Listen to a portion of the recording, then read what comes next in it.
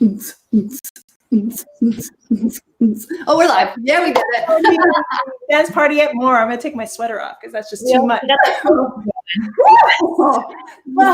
Trying to dance in. Destroying plants. Hi, everyone. Welcome to MORE, Mamas of Real Estate. Welcome, welcome, welcome. You guys are amazing for joining us. I know it says we are talking to Amanda Howell today. Unfortunately, Amanda's not feeling so good. She is not going to join us today, but we are going to be talking to our amazing Miss Stephanie. But first, Becca has a few words. I do. We're going to go around and talk about what's going on in our weeks, right? This week, what we got going on, give it some context. Next week is Flip Hacking Live. Bam! And you guys, if you don't have your tickets, you should have your tickets. Peely has a super secret $100 off code. What? Super secret. Super secret that she put out in the social media world. And this event is going to change lives. Every year it changes lives. So Amanda Howell, that's actually why we're going to have her on, because she was a teacher and she went to Flip Hacking Live and she ended up building this amazing business. Like, it gave her the permission and the knowledge and the tools she needed to build this ridiculously awesome business. So we'll have to have her in after the event. But see, the thing is, Becca, we all have the same. That's true. That is so true. Oh my gosh, did you see? Look, I have biceps. I've been going back to the gym. I'm sorry. I'm so distracted by my strong arms. Let's all be distracted by Becca's strong arms for a moment. Anyway, yes. So we have all been to Flip Hacking Live here. Melissa, Peely, Stephanie, myself, and Stephanie and I are both presenting at the event next week. And so I thought we should highlight her today. So she's going to tell us her story and maybe give us a little sneak peek. And as for what's been going on in my world this week, I am exhausted. I'm going to make it through Flip Hacking Live and then I'm going to sleep for a week. But we just have so many little details to button up because we open and close the runway program at this event. And we're doing some revamp of it and putting some new stuff in place and some super secret things. There's just so many details. There are so many little details. So that's what we're doing. I mean, I got a little back, since I'm a speaker, I got to be part of some of these calls in preparation. This is legit. There is a ton of stuff that's going on in the background to pull this off. It's not just a presentation. It is an event. It is a virtually immersive, networking, crazy event. I've never seen anything like it. Experience. Yeah, it's experience for sure. It's not just like a conference. It's an experience. It's not like how we're talking now. A lot of the online conferences I go to is a lot like this. It's done on StreamYard. It's done on Zoom. It's done on all these platforms that we all have access to.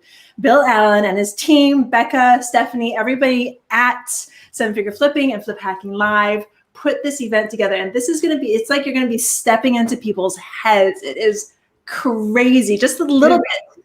Just a little bit. So fun.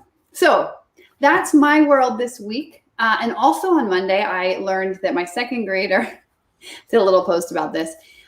We sat down Monday night and we're like, let's just make sure we haven't got any letters from the teachers that our kids aren't doing what they're supposed to be doing, but let's just check and make sure they're doing everything. And my second grader has not. Anytime that her teacher was telling her to go independent work in her little Accelerate classroom, she just wasn't doing it. So we had a little come to Jesus meeting. We printed everything out, made a checklist. I told her she couldn't go on any kind of gadgets until she was grounded from gadgets for the entire week until she got it done. Obviously, I've been helping her. We're finally caught up. Boom. Peely, what's going on in your world? So let's talk homeschooling since we ended with that. So I am actually in the process of giving my son more homework and not autonomy, letting him do it on his own because he keeps on pushing my hand away. He's like, Mommy, I know how to do it. I'm like, okay. Mm-hmm. So that one day last week, I think it was Thursday and Friday, actually, I was just like, Luke, I'm going to let you do what you need to do. I'm going to let you know if you don't do it, I'm going to get an email from your teacher saying that you didn't do it, but I'm going to let you do it. He's like, I got this, Mommy. And you know what?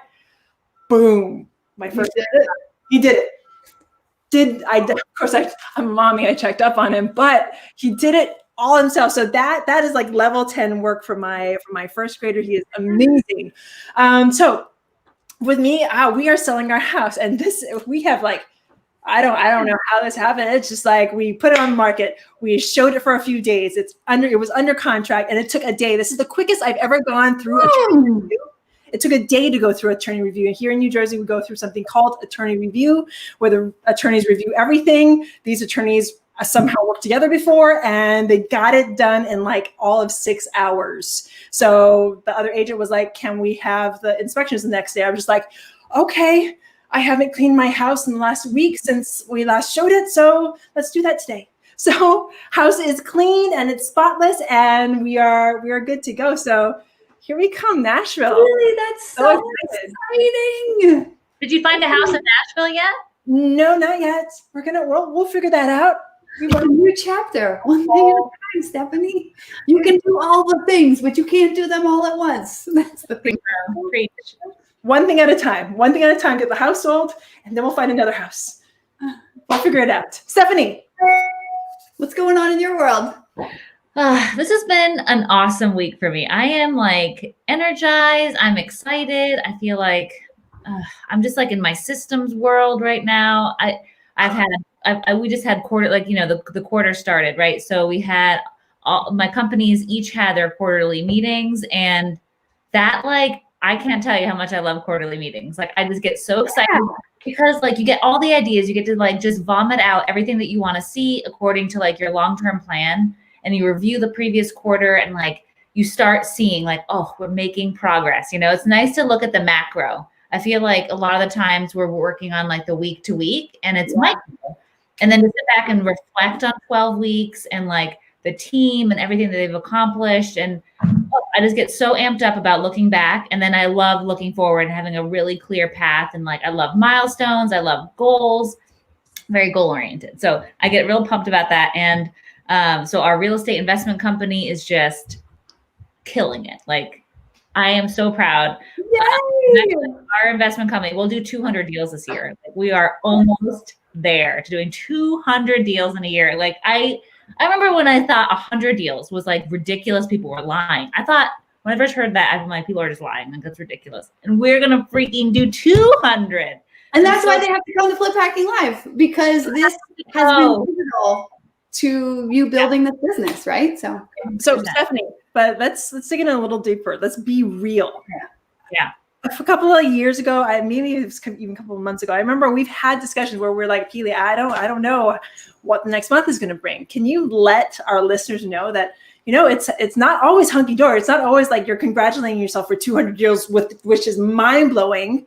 That's amazing, but it took you some time to get there. How did you get there? Oh my God. I want to hear about the low point, the point when you wanted to quit. Mm-hmm. I wanted to quit a lot, like a lot. I used to count how many times I wanted to quit, because, I was on Bill's podcast about this, and I honestly can't remember who told me this. I think it was Justin Williams, but he said, you are not allowed to quit until you wanted to quit 100 times, and not like a sissy quit, not like, I don't want to get out of bed, or I don't want to do that. That's not a quit. Like, a quit is you throw your hands up, you're freaking burnt. You'd rather die, like you want to quit. Mm-hmm. And I wanted to do that. I think it's 67 times or 67, a legit quit. Like, I've stormed around my house. I've told Zach I'm done. I've gone for an angry walk. I've done that so many times over the last 5 years that it's like insane. But what ended up happening is I was incrementally able to overcome small obstacles. And I think that was really the key for me. It's a very big thing that we're trying to build. And there was this transition between building our wealth, like in my long-term future for my children. There was a transition to that, to building a company and being a leader. And that transition for me was hard to wrap my hand around. I did not have the tools that I needed to do that. I did not know how to be a leader in that regard. I didn't know how to think that big. That was terrifying to me. I didn't know how to deal with certain situations, like even personnel issues. I didn't know how to not do all the work myself. I didn't know how to trust people with my all in. Like, that was hard. Like, to bring, like, we put all of our finances into this. We put all of our time and energy into this. And then I had to trust somebody else to do their job. Right. And they don't always do their job. They let you down. And like, You have to go through people to find the right fit, to find your core, to find your leadership team. You know, like bumping my head up against that was very painful. There was a lot of growth associated with transitioning this to something bigger than my future. And now I'm sitting here having gone through a lot of those downs, right? I mean, a lot of depression, a lot of anxiety, to now, like, I feel like I have my core team, and it's not about me. It's not even remotely close to being about me. It's about our team and like the impact we're going to have and what we're trying to do and trying to be bigger and better and trying to always play like the underdog and, you know, all the things. You know, we all have charity goals, and the vision and the why is so much bigger than just me. And that was not obvious in the beginning. Like, I think we all start this because we have a need, you know? So actually, what you just said, I think we all start this because we believe in ourselves. We're like, well, I know I can do this, right? Mm-hmm. And then at some point you get to the skill, your skill set, where like that becomes like, that's the thing that sets you free in the beginning, that causes you to take this leap into entrepreneurship. Yep. Is like, I know I can do this. I'm betting on myself. Yep. And then at some point that becomes like, that becomes the limiting belief, right? Like, yep. I can only bet on myself. Therefore I'm stuck. I can't grow anymore. Yep. Yeah. And that was hard. I didn't know how to, I wasn't born to be a business owner in that sense. Like, you had to learn, right? And I had this misconception, I think, that like, if you aren't immediately good at something, that means you're not a natural. And that was a big lesson for me to learn, that everything is learned.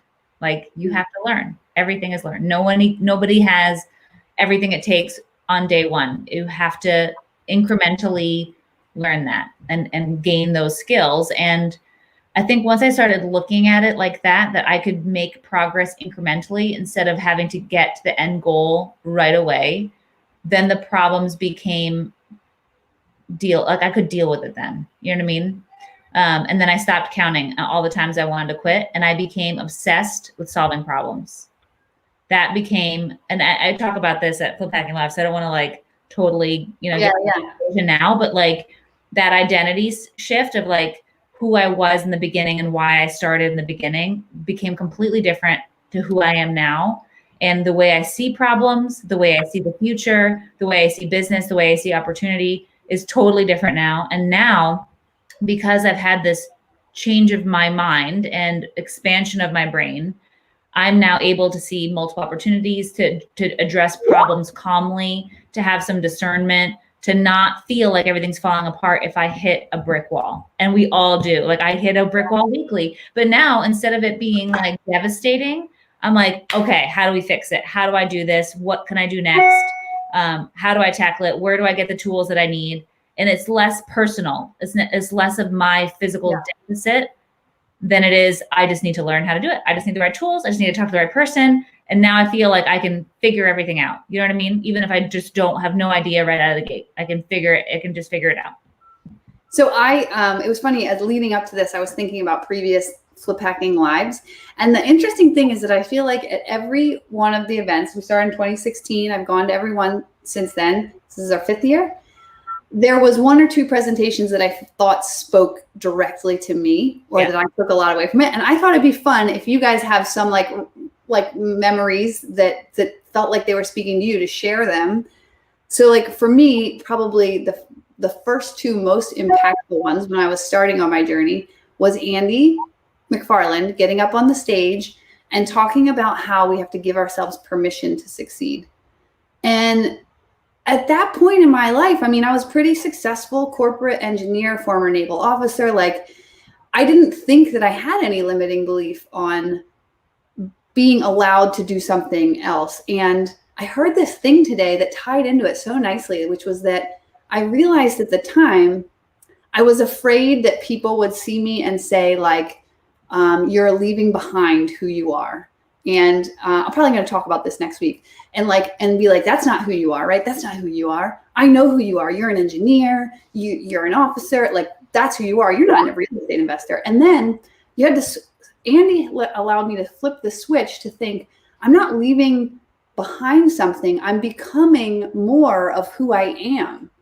like I'm growing. I'm not like getting rid of something. I'm just growing more into who I'm going to be. And that's what Andy did for me with that permission talk. I don't know. You guys have any standout? Go Peely. Same talk for me. Same talk. Andy giving permission. I talk about Andy giving us permission all the time. And when I say that, I mean, everyone who's watching knows that, Jason, I don't flip houses anymore. Not that I'm totally against it. It just did not fit what we could do and what we wanted to do. We are all in on multifamily, but it was that conversation with Andy and multiple conversations after that. I mean, just the ability to talk with him is like expands your mind. Every time I talk with this guy, it expands my mind every time. So one of the first conversations I ever had with Andy, and the first time I heard him speak, he talked about permission. He was like, he basically like looks at everyone and it feels like he's looking directly at you though. Like looking at you, does that heart, looking at your soul, blue eyes. Yes, like taking you by the face and being like, I give you the permission to succeed. I've always known that I have the limiting belief of being afraid of success. I don't care. Like, I don't like to fail, but I don't really care if I do because I know I can pick myself up. I've had many failures. I'll pick myself up, revise, reimagine, redo, and just go. But I'm afraid of the success on the other side. Oh, yeah, right? That was it too. It's huge. Like when I started actually getting traction, rehabbing and wholesaling, then it became a whole nother conversation. It's like, wait a minute, I'm actually doing it. So Stephanie, since we are picking on you today, what was one of the conversations or one of the standout things from Flip Hacking Live that you remember? And then how did you use it to up level to where you are today? Yeah. Yeah. I mean, it's so hard to pick one thing, you know, because I really feel like there's just this huge collection of phrases, of pep talks, of ideas and observations, and just watching people's growth too alongside our own that have impacted us in like such a deep way. And my initial introduction to the group was not Flip Hacking Live. I actually didn't go to that first. We went to an event first. We went to a meeting. The Nashville meeting was our first one with John Martin. John Martin was on there. Yeah, that was our first one. What was really impactful for me of that is that I think just the way people were talking about issues. And we did this one thing where everyone ran around the room and said like one thing that they took away, and everybody had such different things. And I started thinking like there's a long journey here, and it's all going to be okay. You know what I mean? Like I'm the newbie in the room and there's so many people who have figured it out, and I'm just going to listen to as much as I humanly can and just keep being around people who inspire me, you know? And that for me was very different than any other experience I've ever had in my life, because I've never been around other entrepreneurs. Like, and that seems kind of silly because really when I look back, like my parents both were, but the way they addressed it with me was very different. So, I mean, I'm the firstborn American. Both my parents are immigrants. My mom was born and raised in Italy. My dad was born and raised in Norway. My dad came over here for college, met my mom a couple of years after graduation. They moved to Norway. My brother was born. And then I think they're pregnant with me, came back here. I was born, moved back to Norway. My brother was born. We went back and forth for quite a while. And my dad started his own company, and my mom worked, she's an interior designer, and she had her own company, but that was never the thing for me. Like it was always go to school. And now I realize like this is a very, very much an immigrant mentality. You just go to school and you get a degree. Like you get good grades. Like that was the focus. It was never like go out and do this. Like don't go out and start something, like get a good job, get a good education. So I've never, the concept of starting a business for me was my dad to this day still doesn't want to talk about business. Still, I mean, he'll talk a little bit now about our company, but not his journey, because it's like, no, you go to school, right? So just being in a place with people who are trying to do the same thing that was so different from my personal experience was so enlightening. Like just to have resources, just to try to put together a tribe, to feel like people understand what you're trying to do. You don't have to like explain the context, right? People just already understand the context, then you can like go forward from there. So honestly, I think that was probably the most impactful thing for me, is just to find a community that was on the same page as me. And this really is so much different than real life. You know what I mean? Like the normal experience that people have is just so different. So yeah, but once you get into it a couple years, I can't even remember what the 9 to 5 like right. Yeah. is. But like you need, like, I really feel like I needed that. I mean, I just needed to be in a place where big ideas were normalized and that people were still struggling, and that was also normalized. Like failure was normalized. Failure is not a normal thing for normal citizens to talk about. Like everyone hides that, right? Yeah. No one wants to talk about money like for real. They want to do the credit card thing, and like no one wants to talk about that for real. No one wants to talk about like real problems, like your marriage problems, your business problems, your whatever. So like normalizing so much of like the anxiety and like the pressure and the trying to do something bigger than yourself was, I think, what enabled me to actually do it. I think this just means that entrepreneurs tend to be oversharers. Maybe we're free and we can't survive a normal community. We just can't be right. Like we're freaks of nature, you know?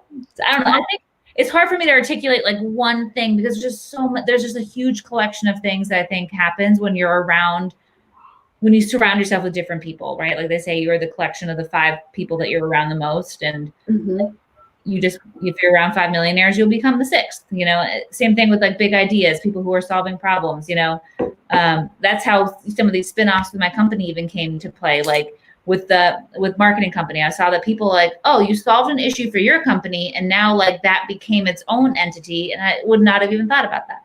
You know, so let's dive into that, because talk about something that's not also normal. Well, normal for entrepreneurs, but you have multiple companies, and you've always had multiple companies since I've known you. Not only multiple companies, but you're still a nurse practitioner. So let's dive into all the things that you do and the amazingness of it all.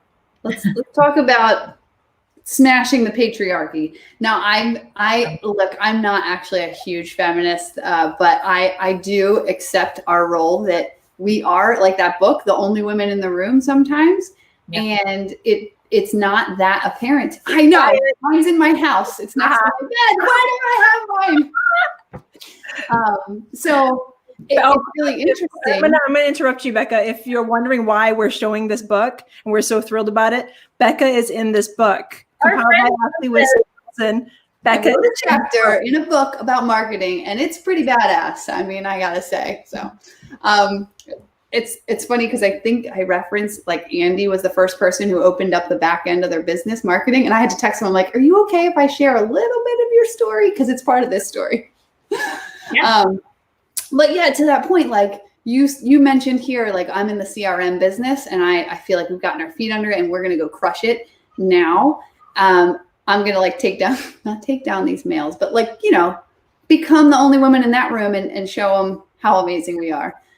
Really help it to the next level. That's what happens when the women enter the room. All the guys think they get complacent, and then they're like, damn it, I have to work harder now.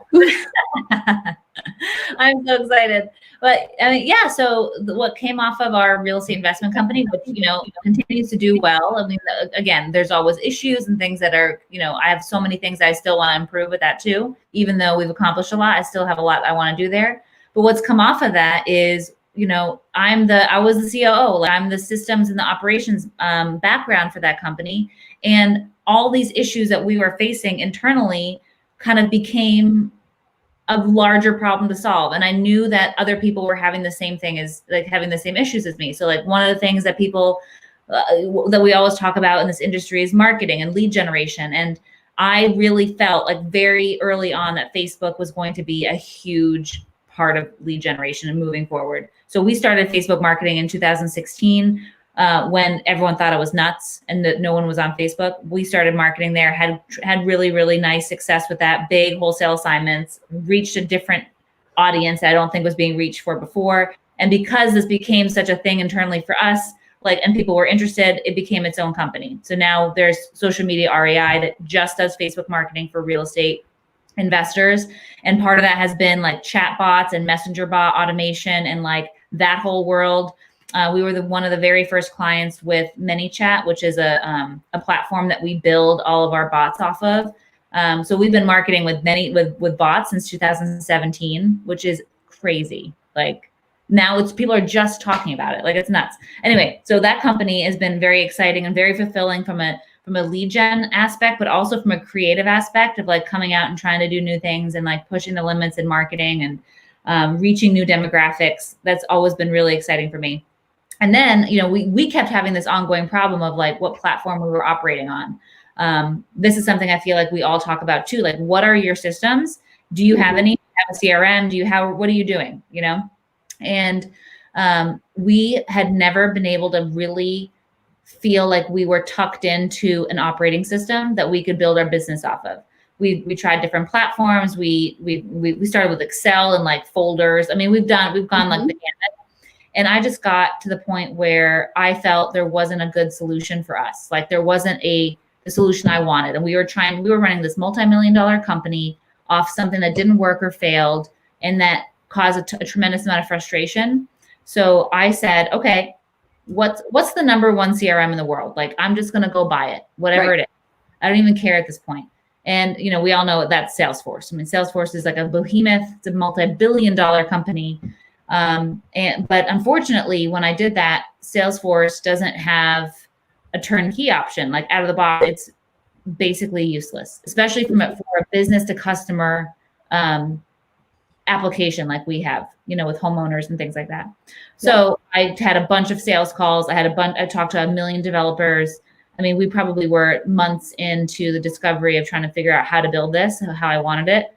And they quoted me $100,000 and 6 months rollout for framework basics. And I was like, no, I think I'll just go do it myself. And they all laughed at me. I can figure this out. Yeah. And everybody laughed. They all thought that was ridiculous. And that made me mad. And I will say that the number one motivator for me is anger. And that's generally how I respond to things, is like, if I ever like go move something big, it's because I'm really pissed. And I hate limitations. I hate problems that are not able to be solved. I hate being told I can't do something. And if I feel strongly enough about it and I get like revved up angry about it, I'm going to go do it. And I really don't care what anyone says. Yeah. So it took me a very long time. It took me in the beginning, about 200 hours of focused dedication to building this, to teaching myself this specific Salesforce code. I had to get all kinds of resources, and I did it literally by myself. I didn't hire a developer to help me because they were all hundreds of dollars an hour. And I was just like, no, I'm going to figure this out. So I built it, and then Salesforce reached back out to me just for their like follow-up. And they're like, hey, just following up, you're ready to start with the developers, have you given up yet? And I was like, oh no, I finished. I'm done. And they were like, what do you mean you're done? I'm like, I built it. And so the Salesforce person was like, okay, I want to see. So I showed them, we had like a quick Zoom call. I showed them what we built. And she said, okay, I'm coming to Charlotte. I want to come to your office. I want to talk about this. So she did, and hooked me up with Salesforce. Get rid of my comment now. The checkouts. The what? So I'm just so like intensely following. Yes, she came to Charlotte, and then she said that you've identified a white space. We don't have anybody like this on Salesforce with real estate investment.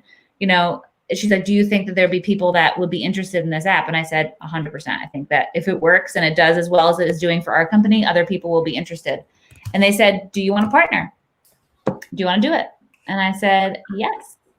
So I adjusted my org basically to make it a little bit more, mine was a little personalized, like lead sources and like attorneys and stuff we were using. So I took out some of the personalization for our specific company with like that regard. Everything else was built out, like reporting, metrics, dashboards, like literally everything was all exactly the same. And I just took out like my lawyer basically, and we put it through Salesforce. So there's this big process where you have to go through their security, like their team basically attacks your app and tries to break it, tries to hack it, tries to get it to fail, because they don't want anything on their platform that's going to lag. Like they have all these like specifics thing that you have to meet for metrics. They do a big like business proposal review. There's all kinds of little things you have to go through to get approved. And that took a long time. And then it got approved. So I launched it in January or February this year. We did a soft launch. A couple people knew that I was doing that. So I rolled this out for their companies. We did some like personalization, which was awesome. I loved having the opportunity of being like, okay, this is the 1 yard line. What else do you want? Like, what else can I possibly think of? So we built like other little things, and like people ended up having like a completely personalized experience on the Salesforce platform that worked.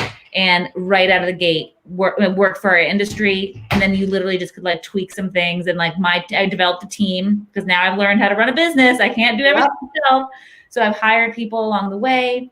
They've helped support with like this customization. So now you come on, it works right away. You're under the wing. You get it personalized for how you want it. And it just got like incrementally better.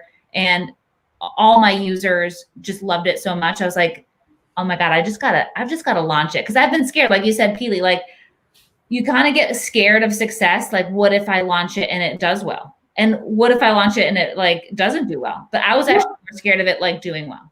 You know what the interesting thing is, you would think after going through this evolution once of I'm going to leave behind the known box that everybody has put me in and move into a new box. You would think if you do that one time, it's super easy. But no, every time people draw a box around you, because we as humans like to know things. Like we don't like change. So I see Stephanie and I'm like, Stephanie's a mom. She's a real estate investor. If you were to tell me tomorrow you wanted to be an astronaut, I would probably balk at it and be like, Stephanie, come on.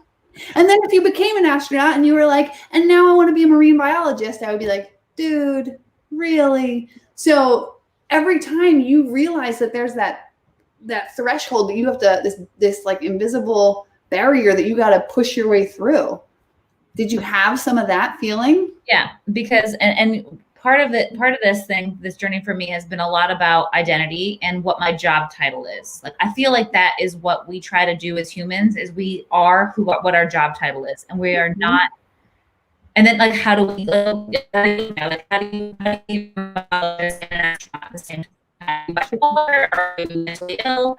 Like, do you have are you all these different personalities? But what I realize is I am not my job title. Like, I used to define myself by being a nurse practitioner. Like, I'm medical, I'm a provider, I'm a caregiver, right? But I'm not. That's not who I am.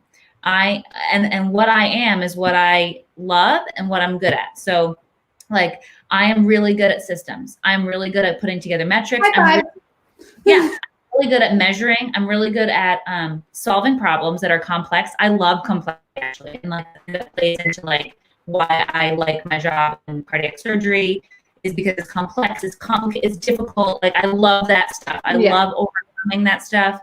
I love like my family. I love making a difference. I love the impact. And this is who I am, right? So like, I am this collection of skill sets and experiences that make me who I am. And there's no limitation. That is applicable in a lot of different things. Yep. So when I think about being the COO for our Better Path Homes, our real estate company, and I think about developing a CRM, it is compatible.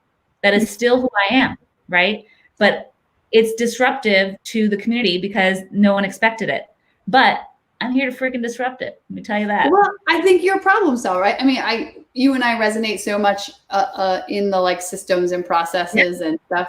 And it's funny because we are building out a new membership site, which I don't think I'm giving away too much to know that, in Kajabi, which is a program I had never used before. Yeah. People talked about it and they were like, I basically did some research, just like Salesforce. This is the go-to membership site place. And I would probably have put about 200 hours in over the past couple of weeks building this out. And I was like, what does this do? How does this go here? Can we put this in here? Can we build on this? Where does this go? How can we make this flow better? Take that down. That didn't work. Rebuild it. And as you're saying this, I was like, oh man, I totally 100%. I'm right there with you. And it's fun. Like, I love it. I literally love it. It's exhausting, but it's fun. Yeah. Like, it sets this, like, I've become like this whole opportunity addiction and stuff like that. I think it really comes from like this. I like that feeling of overcoming, like I like solving difficult things. I like doing that.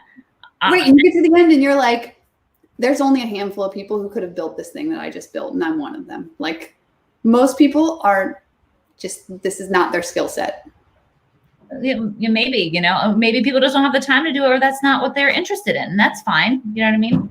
But, I wanted a solution for me and for our company, and I wanted to run it appropriately. I wanted to have a platform that would do it. And I could not spend $100,000 doing it. So being able to be powered by Salesforce and having that platform that is like classically stable, has 1 million applications that you can grow forever. I don't have to make a URL from scratch. I don't have to do that. I don't have to make new software. I can be powered by the #1 CRM and make it applicable to us and solve other people's problems with it. Like, there's nothing that makes me happier than doing that. Yes, let's impact everyone. And I love the fact that like, this is a male dominated field. I love that nobody saw it coming. I love that we can be out there and put together like an awesome product and like just challenge the industry for CRMs for real estate investors.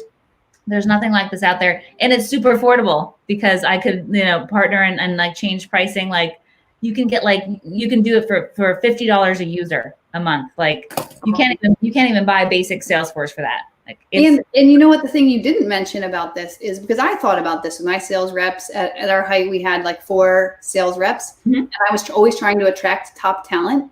Well, again, like you said, I'm a problem solver, and that spans any industry. Sales talent, I feel like, is the same way. You can find a top salesperson in any industry, and they can adapt for real estate. So then I changed my mind to thinking about, how do I hire them? Yeah. And if you say we work off of Salesforce, you automatically have this ability to key into more top talent because they already know it. They're used to using it whatever industry in there, and vice something that's real estate specific. Now you're just kind of setting yourselves back a little bit. So that, for me, I looked into Salesforce. We didn't get around to it, but that was my thinking. Like, well, when I switch CRMs from the one that I just started out on, I am going to go to the top level. Like, it's going to be Salesforce.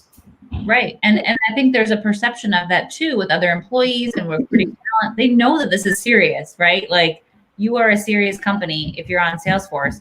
And they've done a great job marketing themselves that way, and that's part of the reason why it's so difficult to partner with them, is because they want you to be that certain caliber and have that certain stability of the app that they're bringing to it. And they have a floor price which you can even market stuff at, because they want to make sure that that you aren't selling it for $2 a user or something crazy, but. It's awesome. It's Really, awesome. You had a question. I feel like my wheels are turning. Do you have a multifamily? Let's build it. Let's do it. Of course, there's an application for that. Yep. There's a special record type for multifamily properties. Okay. I think we need to have a discussion, because we just dropped the last CRM we were using. We just jumped on another one. Nice. But honey, you didn't tell me about this one until just now. It wasn't baked yet. It's baked now, Peely. Awesome. It was awesome. I had to wait till it was like so good. 1 yard line. I wasn't satisfied with 5 yard line. I wanted 1 yard line when we launch it. Okay, let's do this. Let's break into multifamily.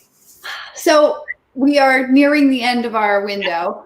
But Stephanie, like, as always, I could just talk with you for hours and hours. I'm really sad that I will not be in Charlotte at the studio with you guys next week. Why are you coming? Because I'm going to be in Nashville with my team, heading up the support side of things, so we can all be together in one space. So also mitigate like COVID risk. Okay. All right. That thing. By the way, if you're wondering what Becca and Stephanie are talking about, they're talking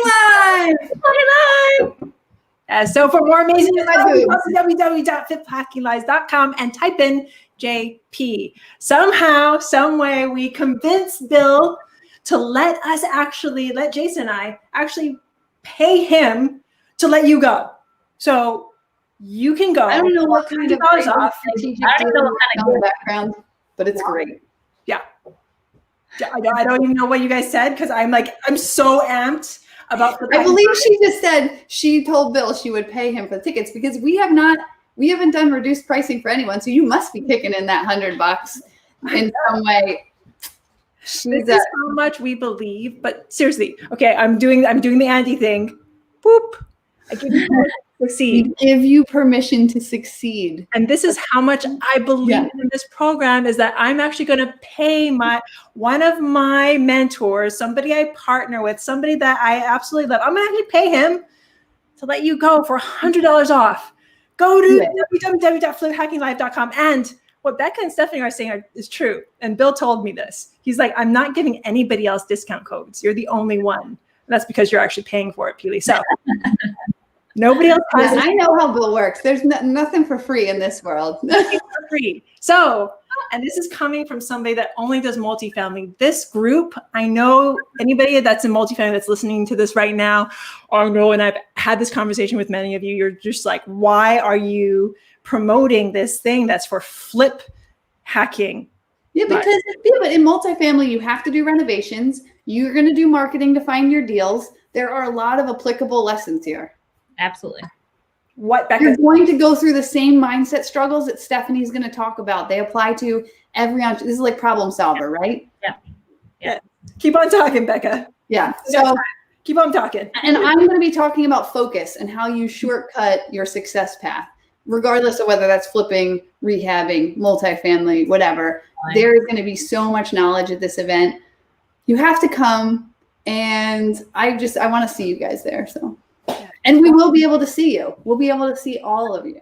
So I'm kind of excited for the chat. Like, that's always my favorite thing, is to see people's comments in like the chat. I'm like a professional commenter. I like to make jokes. I like to tease. So I'm very excited to see that. Oh man, I guess so they'll put us in different rooms. I went to one of these events that the same group that's running it, we went and stalked one of their other events. It was so much fun. And the different rooms, like they started coalescing, and they started getting virtual backgrounds, like room 3 is the best, room 5 forever. And then they were like blowing up the chat, and there was just some hysterical stuff happening. So yeah, that's my favorite. Yeah. So on top of that, you're going to get all the awesomeness that has allowed Becca, Stephanie, and I, and Melissa, and so many people that we know, hundreds of people that we know have been affected by this group and have been able to pull themselves into higher just plane of just existence and life. And it's amazing group. It's when you hear like you should surround yourself with awesome people. This is the awesome people you should surround yourself with. So really, go check it out. Your comment says go to fliphacking.com. It's fliphackinglive.com. Hide that. Fix that, girlfriend. Also, Stephanie, your Yes. Salesforce thing, have you officially launched it? Is there a place we can go to direct people to it? Yeah, I'll drop my Calendly demo link. What we're doing is we're doing personal demos. So if you want, you can ask questions, because everybody has, those little personalization tweaks too that they're curious about. And I think it just makes more sense to dive in and just look at it for real. Okay, cool. So I'll put that in the comments so that you guys can see that. I'll do it right now. I can't wait to see you guys next week. It's going to be so awesome. So I'm assuming then that we aren't going to be having our more next week, right? We're going to be all in Flip Hacking Live. I think this is going to be the first time we haven't had a. Peely can still be. Are you coming? Peely, you can't tell people to go and then not be there. Well, of course I'm going to be there, Ben. Of course going to be there. I actually never thought about it, because I was just like, wait a minute. I offered to pay Bill tickets for people to go, but I actually didn't say that I was actually going to come, or didn't ask for a ticket. So I guess I'm going to be paying for a ticket. So I'm going to go to fliphackinglive.com right now, put in the JP code, and get myself a ticket. You gotta pay yourself. You missed the swag box. You'll still get one, and just arrive after the fact. So I'm like pumped about swag. Yeah, it's going to be awesome. These boxes are really good at swag boxes. Like, that's in your list of skill sets and experience. So those Altitude swag boxes were off the hook last week. It was awesome. So next week, what I'm going to do is that I'm going to be at Flip Hacking Live, but what I'm going to do is I'm going to pop off of Flip Hacking Live or put it on a different computer and come here. You guys are going to be way too busy. Come here and just talk about what's happening at Flip Hacking Live. And I'm going to actually try and pull in other mamas to just talk about their experiences with 7-figure flipping and Flip Hacking Live, and we'll go from there. But yeah, do it. Do it. See you in 2 weeks, ladies. Well, Stephanie, I will see you next week. I am Yay. so amped. You guys are all amazing. Aloha. Bye, everyone.